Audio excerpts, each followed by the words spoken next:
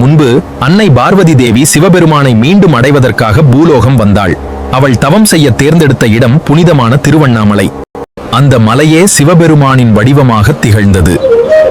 அன்னை தன் பாதங்களை மென்மையாக அந்த மண்ணில் பதித்தாள். அன்னையின் பேரழகு வர்ணிக்க முடியாதது.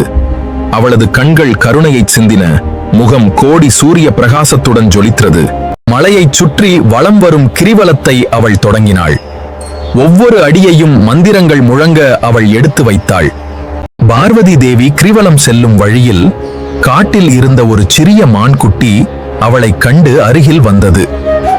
அன்னையின் தூய்மையான அன்பை உணர்ந்த மான் அவளோடு சேர்ந்து நடக்க கற்களும் முட்களும் அன்னையின் பாதங்களுக்கு மலர்களாக மாறின. பௌர்ணமி இரவு வானில் முழு நிலவு பிரகாசமாக தோன்றியது. நிலவின் ஒளி அண்ணாமலையின் மீது பட்டு அந்த மலையை ஒரு வெள்ளி மலை போல ஜொலிக்கச் செய்தது. கிரிவல பாதையில் இருந்த சிவலிங்கத்தின் முன் அன்னை அமர்ந்து பௌர்ணமி பூஜையை தொடங்கினாள். காட்டில் கிடைத்த மலர்களைக் கொண்டு அர்ச்சனை செய்தாள்.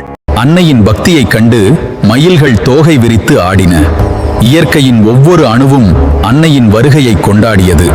அன்னையின் தவம் போரம் உச்சத்தை அடைந்தது. சிவபெருமானுடன் பிரியாத நிலையை அடைய வேண்டும் என்பதே அவளது நோக்கமாக இருந்தது.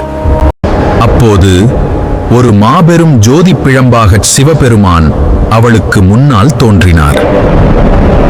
அந்த ஒளி அண்ட சராசரங்களையும் நிறைத்தது. தேவி, உனது பக்தியால் நான் மகிழ்ந்தேன் என்று ஒரு கம்பீரமான குரல் ஒலித்தது. சிவபெருமான் தனது உடலின் இடப்பாகத்தை அன்னைக்கு அளித்தார். இருவரும் இணைந்து அர்த்தநாரீஸ்வரர் என்ற அற்புதமான அவதாரத்தை எடுத்தனர். இன்றும் திருவண்ணாமலையில் பௌர்ணமி தோறும் லட்சக்கணக்கான மக்கள் கிரிவலம் வருகிறார்கள்.